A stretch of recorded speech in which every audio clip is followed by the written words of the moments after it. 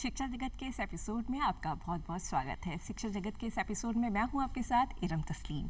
आज इस एपिसोड में हम बात करेंगे लीगल एजुकेशन पर। क्या है स्वरूप लीगल एजुकेशन का, क्या इस क्षेत्र में है संभावना और क्या है चुनौतियां। इसी विषय में हमने बात करने के लिए आज का टॉपिक लिया है कानूनी शिक्षा के विविध आयाम। और इस डिस्कशन पे हमने भाग लेने के लिए आमंत्रित किया है एक बेहद खास पर्सनालिटी को। तो चलिए उनसे आपका तारुफ करवाते हैं। स्वागत करते हैं डॉक्टर देव स्वरूप सर, आपका बहुत बहुत स्वागत है शिक्षा जगत के इस एपिसोड में। आप हैं founder vice chancellor doctor Bhimrao Ambedkar law university और साथ ही holding additional charge of Haridev Joshi university of journalism and mass communication. इसके अलावा आप यूजीसी के फॉर्मर एडिशनल सेक्रेटरी और former vice chancellor of Rajasthan university भी रहे हैं। चर्चा में आज हमारे साथ मौजूद हैं स्टूडेंट्स, बहुत सारे लॉ स्टूडेंट्स हैं, तो स्वागत करते हैं आप सभी का भी। और सर, जब बात होती है लॉ के क्षेत्र की, तो सबसे पहला सवाल जो हमारे मन में आता है वो लॉ यूनिवर्सिटी डिफरेंट कैसे है दूसरी यूनिवर्सिटी से। सर, सबसे पहले आपको बहुत धन्यवाद मुझे आमंत्रित करने के लिए। उन छात्रों को बहुत शुभकामनाएं। Pleasure sir. वो लोग यहाँ हैं, उनका स्वागत। आपने प्रश्न किया कि लॉ यूनिवर्सिटी कैसे डिफरेंट है दूसरी यूनिवर्सिटी से। तो यूनिवर्सिटी है जी, और डिग्री केवल यूनिवर्सिटी दे सकती है। इसलिए यूनिवर्सिटी चाहे वो लीगल एजुकेशन की हो, मेडिकल एजुकेशन की हो, टेक्निकल एजुकेशन की हो या जनरल यूनिवर्सिटी जो हमारे यहाँ कन्वेंशनली रही हैं, तो इनके द्वारा डिग्रीज़ दी जाती है। लॉ यूनिवर्सिटी इसलिए भिन्न है कि प्रोफेशनल यूनिवर्सिटी है, इसमें लीगल एजुकेशन की ही डिग्रियाँ दी जाती हैं। तो इसलिए यूनिवर्सिटी है for all practical purposes, degree awarding institution है और लीगल एजुकेशन में डिग्री देता है। इसके अलावा आप जानते हैं कि केंद्रीय विश्वविद्यालय हैं, राज्य विश्वविद्यालय हैं, मानद विश्वविद्यालय हैं। इसी तरह से ये जो विश्वविद्यालय है डॉक्टर भीमराव अंबेडकर विधि विश्वविद्यालय, ये स्टेट फंडेड यूनिवर्सिटी है और इसका जो कार्य क्षेत्र है वो पूरा राजस्थान है। यानी कि ये जो विश्वविद्यालय है इसका अपना एक रेजिडेंशियल विंग भी है और इसके साथ पूरे प्रदेश के जितने भी लॉ कॉलेज हैं वो सभी एफिलेटेड हैं, संबद्ध हैं। यानी कि उन कॉलेजेस में पढ़ने वाले बच्चों की परीक्षाएं कराना, उनका रिजल्ट निकालना और उनको डिग्री देना वो इसी विद्यालय के दायित्व में आता है। बिल्कुल। तो जो प्रोफेशनल जो डिग्री होती है वो हम कह सकते हैं वो हमारी लॉ यूनिवर्सिटी देती है। जी हाँ, because law itself is a professional programme. बिल्कुल सर। इसलिए legal education is a professional programme. It's a the degree is also professional degree. बिल्कुल सर। सर, आगे बढ़ेंगे और जानेंगे प्रायोरिटीज क्या क्या है सर। देखिए, प्रायोरिटी आज और पहले भी हर एक दौर में 3-4 रही हैं। Access, equity, quality and relevance, ये हायर एजुकेशन के स्टैंडिंग इश्यूज हैं जी। लेकिन मैं समझता हूँ कि सबसे इम्पोर्टेंट इशू है क्वालिटी ऑफ लीगल एजुकेशन जी। कि हम कैसे क्वालिटी लीगल एजुकेशन इम्पार्ट करें। क्योंकि हमारे जो स्टूडेंट्स हैं वो बहुत एक्सपेक्टेशंस के साथ आ रहे हैं, बहुत कॉम्पिटिटिवनेस है जी। तो मेरी जो प्रायोरिटी है वो क्वालिटी लीगल एजुकेशन है और उसके व्यवस्थित प्रयास किए जा रहे हैं कि हमारे संबद्ध विधि महाविद्यालयों में और हमारे अपने एकेडमिक प्रोग्राम्स में क्वालिटी लीगल एजुकेशन इम्पार्ट की जाए, जिसमें सबसे ज़रूरी है कि समय पर एडमिशन हो, रेगुलर क्लासेस हों, क्वालिफाइड टीचर्स क्लासेस लें, समय पर परीक्षाएं हों, समय पर रिजल्ट्स निकलें और समय पर स्टूडेंट्स को डिग्री मिले। बिल्कुल। अभी यूनिवर्सिटी ग्रांट्स कमीशन ने भी एक सर्कुलर इशू किया, उसमें इस बात पे एम्फेसिस किया है कि स्टूडेंट्स को समय पर डिग्री देना विश्वविद्यालय हर हाल में सुनिश्चित करें। बिल्कुल। तो quality is something which is very very crucial. लेकिन ये भी बात है कि क्वालिटी रिलेटिव है और इसके लिए निरंतरता आवश्यक है और ultimately you have to strive for better and better. बिल्कुल सर। क्वालिटी एक एजुकेशन की जब आप बात करते हैं तो हमारी एनईपी जो हमारी एजुकेशन पॉलिसी है सर, उसका अगर हम देखें एनईपी 2020 तो वो हमारे लिए क्वालिटी एजुकेशन का एक कह सकते हैं दारोमदार जिम्मेदारी लेके आई है और बहुत हम देखें तो उसमें क्वालिटी एजुकेशन पे बहुत सारा फोकस है। तो सर, अगर हम बात करें लॉ की और एनईपी की तो इनको जोड़ के आप किस तरह से इनोवेशन लाने की सोच रहे हैं या प्लानिंग कर रहे हैं सर? देखिए, जो नेशनल एजुकेशन पॉलिसी है, न्यू एजुकेशन पॉलिसी है, पहले 1986 में आई न्यू एजुकेशन पॉलिसी, उसके बाद ये न्यू एजुकेशन पॉलिसी आई। मैं यूनिवर्सिटी ग्रांट्स कमीशन में चूँकि एडिशनल सेक्रेटरी था, डिफरेंट लेवल्स पे इन्वॉल्व रहा।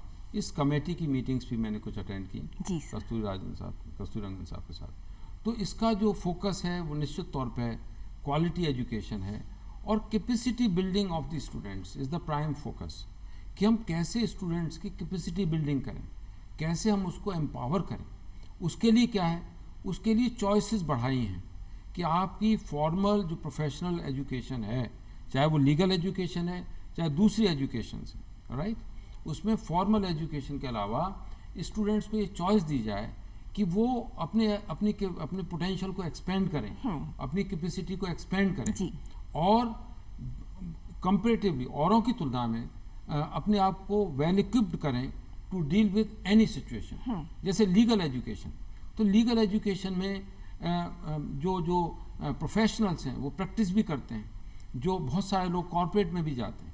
लेकिन यहाँ इशू ये है कि जब तक हम उस बच्चे में उसका कॉन्फिडेंस बिल्डिंग नहीं करेंगे, और कॉन्फिडेंस कहाँ से आएगा, more and more information, more and more education, more and more knowledge and confidence by involving them in various additional activities।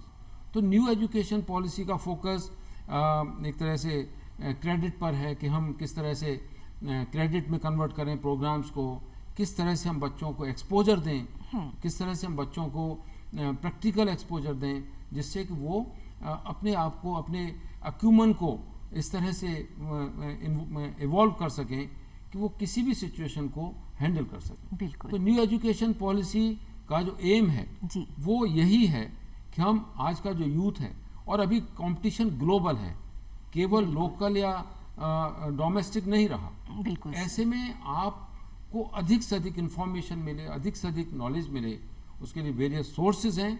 लेकिन as a university, as a academic institution full time engagement है, so this is very essential. And new education policy is a document of good intentions. अभी उसकी एक तरह से action strategies पर भी work हो रहा है। यूनिवर्सिटी ग्रांट्स कमीशन को भी एक दूसरे इंस्टीट्यूशन में बदलने की कोशिश है, स्ट्रक्चरल चेंजेस की ज़रूरत है। तो मुझे उम्मीद है कि जब ये पूरी तरह से लागू होगा तो हमारे फील्ड में भी, लीगल एजुकेशन में भी बच्चे बहुत एम्पावर्ड फील करेंगे। बिल्कुल सर, निश्चित रूप से सर, और शुभकामनाएं आपके साथ हैं। और सर स्टूडेंट्स की तरफ बढ़ते हैं, स्टूडेंट्स से लेते हैं सवाल। आप बताइए क्या पूछना चाहेंगे आप? My name is Tanu Chaudhary. Sir मेरा क्वेश्चन ये है कि जैसे आपने बोला यूनिवर्सिटी डिग्री ग्रांट करती है, और इस डिग्री को लेने के लिए अगर हम कुछ कॉम्पिटिटिव एग्ज़ाम्स या फिर हम कुछ कोर्स करते हैं उसके लिए एक रिक्वायर्ड परसेंटेज की ज़रूरत होती है। बट सर अभी मेन एग्ज़ाम हुए थे तो उसमें 80% बच्चों को फेल किया, फिर रिवेलिकेशन के बाद में ना 60% बच्चे अप्रॉक्स पास हो गए। सर ये डिफरेंस कैसे आया रिजल्ट में? सर अपनी कॉपीज़ भी डिजिटली चेक होती है? नहीं, बहुत अच्छा सवाल किया इन्होंने। हमारे जो अभी हमने एग्ज़ाम कराए थे उसमें जो एवेल्यूशन कराया था उस पर सवाल किया।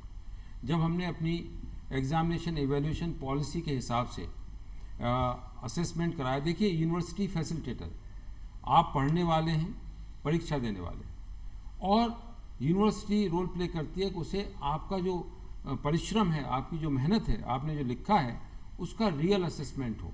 उसके लिए हम एवेल्यूटर के पास भेजते हैं, और वो एवेल्यूटर्स कहीं बाहर से नहीं आए, वो वही लोग हैं जो आपको या आप जैसे दूसरे छात्रों को दूसरे कॉलेजेस में पढ़ाते हैं। हाँ, ये बात सही है कि हमने on screen evaluation system evolve किया है कि अब हमारी फिजिकल फॉर्म में आंसर बुक एवेल्यूटर के पास नहीं जाती। तो जो ऑन स्क्रीन सिस्टम इवॉल्व किया है उसमें एवेल्यूटर को बहुत केयरफुली पहले तो आंसर बुक चेक करनी पड़ रही है। वो एक तरह से आगे नहीं बढ़ सकते जब तक पूरे उसको पढ़ न लें, यानी कि एवेल्यूटर के पार्ट पे रिस्पॉन्सिबिलिटी बड़ी है। ओके, इसलिए उसे बहुत केयरफुली एवेल्यूएट करके मार्क्स देने पड़ रहे हैं, राइट। इसके बाद हम रिजल्ट बनाते हैं। इस पर्टिकुलर इंस्टांस में जो आप बता रही हैं, तो हमारे पास बहुत सारे रिप्रेजेंटेशंस आए थे स्टूडेंट्स के कि बहुत सारे बच्चे जो है वो पास नहीं हो पाए हैं। तो हमने कोरोना की सर्कमस्टांसेस को देखते हुए, चूँकि ऑनलाइन एजुकेशन हुई थी, बहुत सी एजुकेशन, तो हमारी जो मॉनिटरिंग कमेटी है, ये पूरा का पूरा सिस्टम एक्सपर्ट्स की हेल्प से चलता है। विश्वविद्यालय में कंट्रोल ऑफ एग्जामिनेशन होते हैं जो पूरे उसको मॉनिटर करते हैं, और एक्सपर्ट्स की कमेटी होती है। तो उसने एक मॉडरेशन किया, और मॉडरेशन करके कहा कि considering the facts and circumstances, हम अगर इस तरह से इसको थोड़ा सा लिबरल कर दें तो हमारे बच्चे इसमें इतना ज़्यादा स्ट्रिंजेंट व्यू नहीं होगा और नेक्स्ट एग्ज़ाम तो उनको देना ही है। देखिए लीगल एजुकेशन में ऑन गोइंग स्टडीज़ हैं, तो आज अगर आपके मार्क्स थोड़े कम भी हैं तो आप उनमें इम्प्रूव कर सकते हैं, आप दोबारा से उसमें रीवैल्यूएशन करा सकते हैं, रीचेकिंग करा सकते हैं, या फिर आप दोबारा से एग्ज़ाम दे सकते हैं। तो पूरा का पूरा सिस्टम फेयर और ट्रांसपेरेंट है। अगर किसी चीज़ की ज़रूरत है तो ज़रूरत है कि स्टूडेंट्स हमारे अपने आप में फेथ डेवलप करें, मेहनत करें, अपने टीचर से अधिक पढ़ें, उनको इवेल्युएट करें और इस तरह से अपने आप को तैयार करें कि जो क्वेश्चन का रिप्लाई आप दें उसमें इतना सब्सटेंस हो कि आपके मार्क्स पूरे आने चाहिए। उम्मीद है आपके सवाल का जवाब मिल गया होगा। नेक्स्ट स्टूडेंट से हम सवाल लेते हैं। My name is Nishu Agarwal. Sir मेरा क्वेश्चन ये है कि एलएलबी के बाद मोस्टली बच्चे जुडिशरी की प्रिपरेशन करते हैं, तो सर मेरा क्वेश्चन है कि जुडिशरी के साथ साथ ऑप्शन बी भी रखना चाहिए अपने साथ, या फिर सारा फोकस ओनली जुडिशरी को रख के ही उसकी प्रिपरेशन करनी चाहिए? Nishu, thank you, you have a very valid observation. देखो ऐसा है कि हर एक के सामने कुछ न कुछ चैलेंजेस हैं। कोई प्रोफेशनल लिटिगेशन में जा रहा है, कोई जुडिशरी की तैयारी कर रहा है, कोई बच्चा जो है वो उसके साथ कुछ और प्रोफेशनल प्रोग्राम भी कर रहा है। ये आपकी अपनी खुद की कैपेसिटी के ऊपर है कि आप कितना अपने आप को एक्सपेंड कर सकते हैं, कितना स्ट्रेच कर सकते हैं। क्या आप वाकई में जब जुडिशरी की तैयारी कर रहे हैं एग्ज़ाम की, तो उसके साथ कोई दूसरा प्रोग्राम, क्योंकि कहीं ना कहीं वो जो है वो बैलेंस बनना ज़रूरी है, और जब आप उस पर पूरा टाइम देंगे तो आप दूसरी अपनी रेगुलर स्टडीज़ पे टाइम नहीं दे पाएंगे। तो मेरा ये मानना है कि जो करो उसे पूरी तन्मयता से करो, पूरी फोकस के साथ करो, और जुडिशरी की तैयारी तो तुम लोग अभी से शुरू कर सकते हो। तो इसलिए उसके लिए मुझे नहीं लगता कि कोई बहुत बड़ी प्रॉब्लम है। आप लोग साथ में भी कर सकते हैं, उसके साथ स्टडीज़ भी। अभी तो बहुत फ्लेक्सिबल सिस्टम भी है, कोई ऐसी बात नहीं है। लेकिन अगर फोकस करें जुडिशरी की तैयारी पर और पूरी तरह से उसको अटेम्प्ट करें तो ज़्यादा एडवाइजेबल होगा। बिल्कुल सर, हम बात करते हैं जिस तरह से स्टूडेंट्स की भी क्वेरी आ रही है फ्यूचर को लेके, तो इमर्जिंग फील्ड्स की हमेशा सर एक क्वेरीज रहती है कि कौन कौन से इमर्जिंग फील्ड्स हैं लॉ एजुकेशन में सर, जो आजकल बहुत ज़्यादा पॉपुलर हैं। देखिए, लीगल एजुकेशन तो मास्टर सब्जेक्ट, और law means regulation, right? Human behaviour का रेगुलेशन, वेरियस प्रोसेसेस का रेगुलेशन, रिलेशंस का रेगुलेशन, इंटरनेशनल रिलेशंस का रेगुलेशन, एनवायरनमेंट का रेगुलेशन। तो जहाँ भी लॉ की एप्लीकेशन है, animal protection regulation, human rights regulation, ocean law, space law, cyber law, unlimited scope है। अभी जो नेशनल लॉ स्कूल्स हैं हमारे पूरे कंट्री में, 23 नेशनल लॉ स्कूल्स हैं, और एक एक नेशनल लॉ स्कूल ने बहुत सारे स्पेशलाइज एरियाज में प्रोग्राम्स शुरू किए। बच्चे जो है उनको उनमें पार्टिसिपेट कर रहे हैं, और अभी बहुत सारे बच्चे इंटरनेशनल लेवल पर दूसरे देशों में तमाम इंटरनेशनल एजेंसीज में जॉब पा रहे हैं। तो आप ये देखें कि आपका बेसिक इंटरेस्ट क्या है, आपकी क्वेरी क्या है, और उसके हिसाब से आप फील्ड ऑफ स्पेशलाइजेशन चूज करें। बिल्कुल। लेकिन एक बात तय है कि लीगल एजुकेशन का जो स्कोप है वो एनॉर्मस है, अनलिमिटेड है। बस इस बात की ज़रूरत है कि लीगल एजुकेशन में अगर आपको एक स्पेशल रिकग्निशन पानी है तो उसके लिए मेहनत आपको बहुत करनी है। शुरू में जो मेहनत है वो आपको पूरी लाइफ लॉन्ग पे करेगी। इसलिए as a young professional, as a student of legal education, it is necessary. अभी देखो, एक्सपोजर बहुत से बच्चों का नहीं।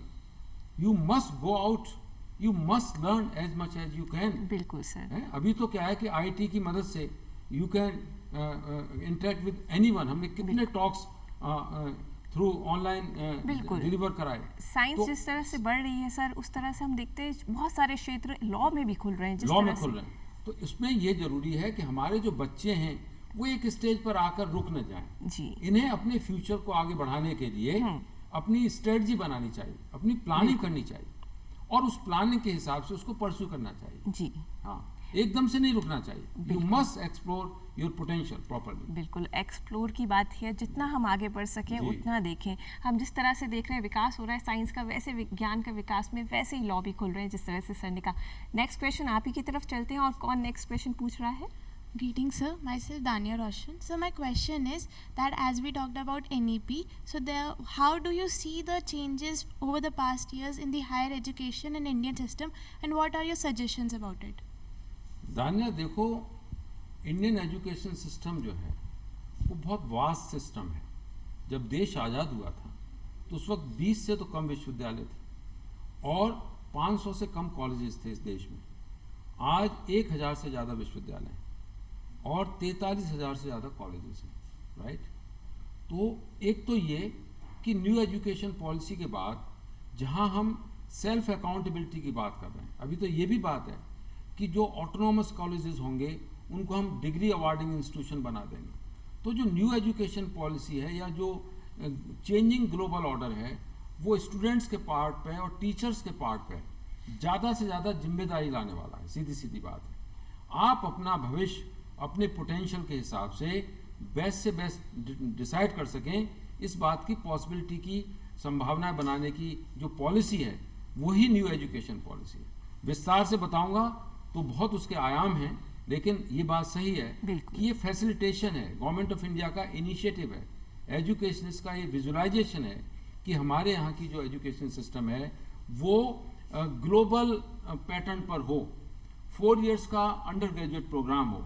आप लोगों को पता है कि इसी देश में दिल्ली यूनिवर्सिटी में 4 इयर्स का प्रोग्राम शुरू हुआ था कुछ समय पहले, जिसे बंद करना पड़ा with the change of setup dispensation.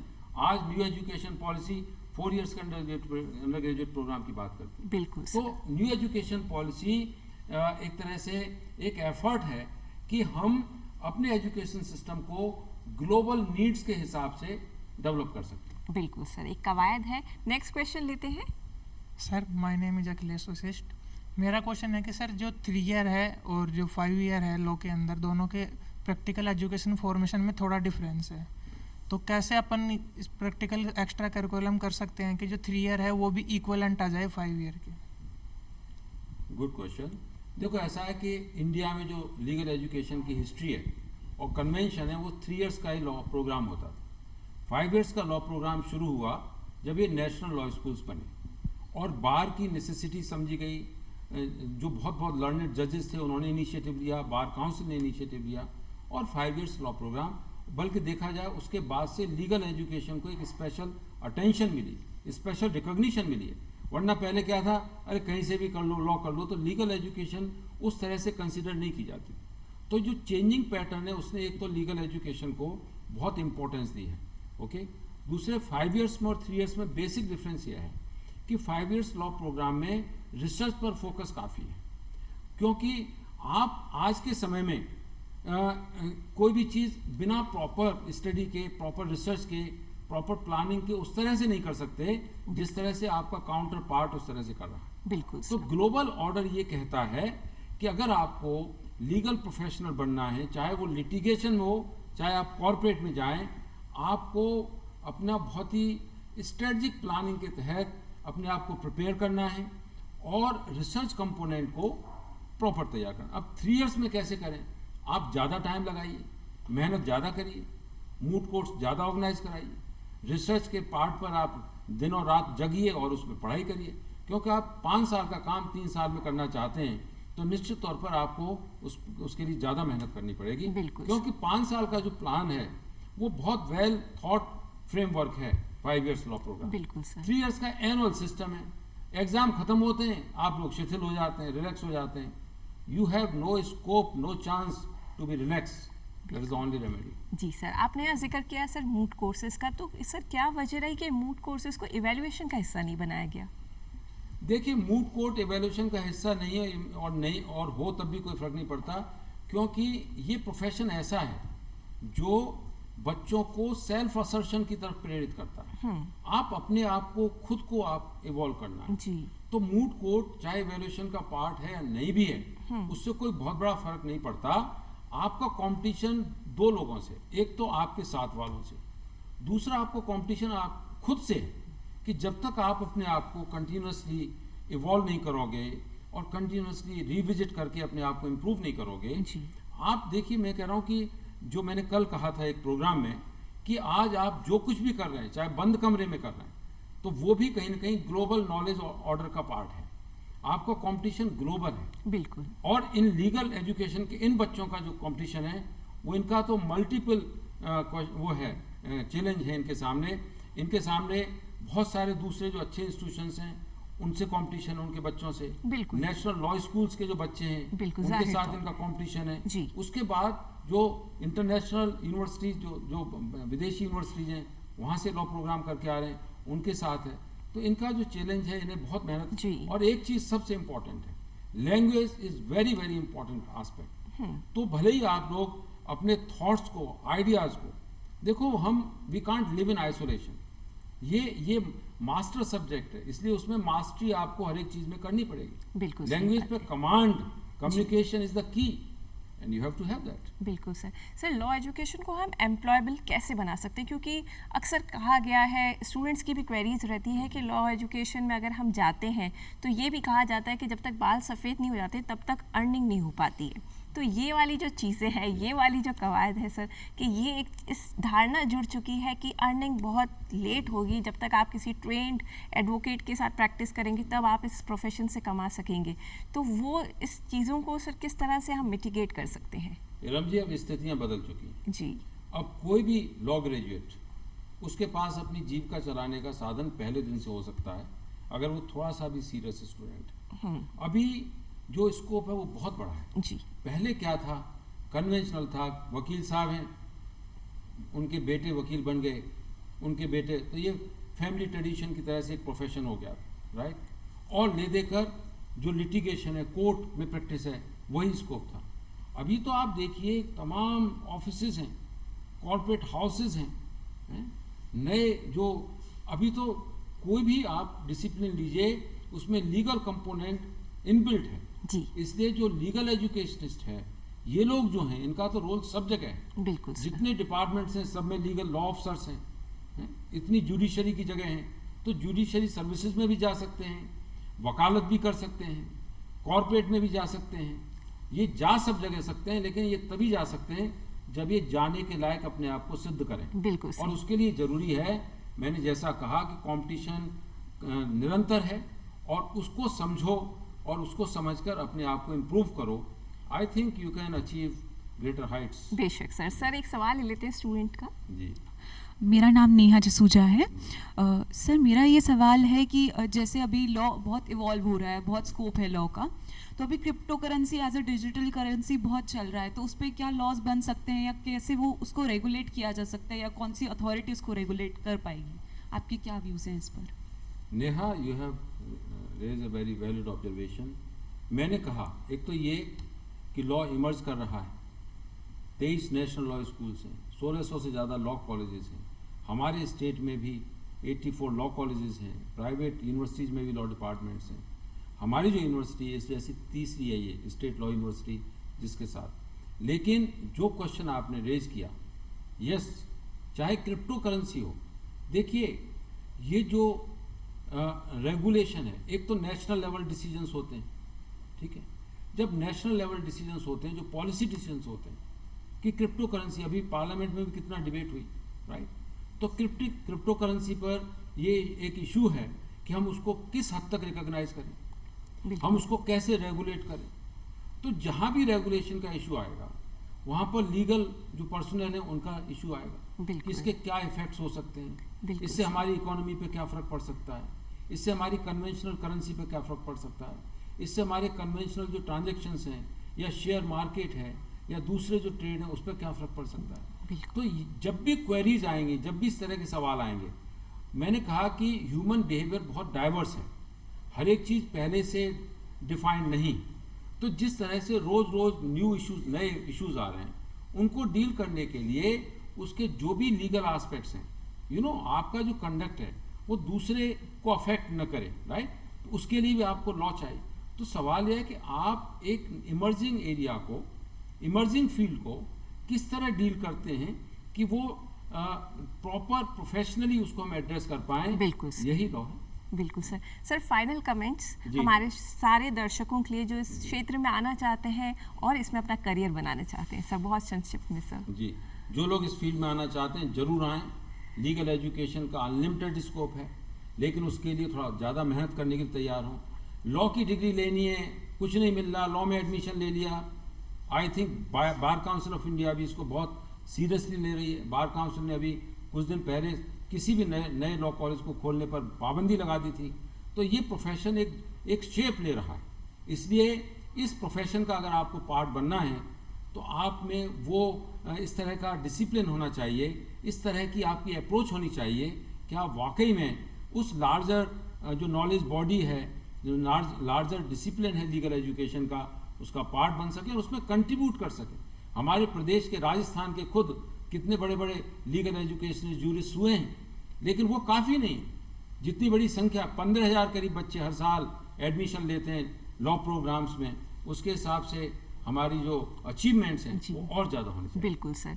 Sir यहाँ पे आपको इसी नोट पर कि हमें अपनी मेहनत करनी होगी, विस्तार बहुत है, हम ये कह सकते हैं कि अपार संभावनाएं हैं और लॉ का दखल, कानून का दखल हर क्षेत्र में है और अपार संभावना है, कोशिश और काबिलियत आपकी। इसी नोट पे सर आपको देते हैं बहुत बहुत धन्यवाद डॉक्टर देव स्वरूप, आप आज यहाँ आए और स्टूडियो में इतनी अच्छी जानकारी हमारे तमाम दर्शकों के साथ साझा करी। सर बहुत बहुत शुक्रिया सर। आपको भी बहुत धन्यवाद और इन बच्चों को धन्यवाद। बिल्कुल, हमारे स्टूडेंट्स, वाइब्रेंट स्टूडेंट्स को बहुत बहुत धन्यवाद। आप लोग आए और इतनी अच्छी जानकारी हमारे तमाम दर्शक तक पहुंचाने के लिए आपने अपना सहयोग दिया। Sir thank you so much sir. और यही कहेंगे कि अपार संभावनाएं, कानून का दखल हर क्षेत्र में है, तो इसमें आप अपना करियर ज़रूर बना सकते हैं और सुनहरा भविष्य आप सुनिश्चित कर सकते हैं। आखिर में 2 पंक्तियों के साथ आपसे अलविदा कहेंगे। हालात वो ना रख जो आपका हौसला बदल दे, हौसला वो रख जो हालात बदल दे। अब इजाज़त दीजिए इरम तस्लीम को। नमस्कार। बहुत बहुत धन्यवाद।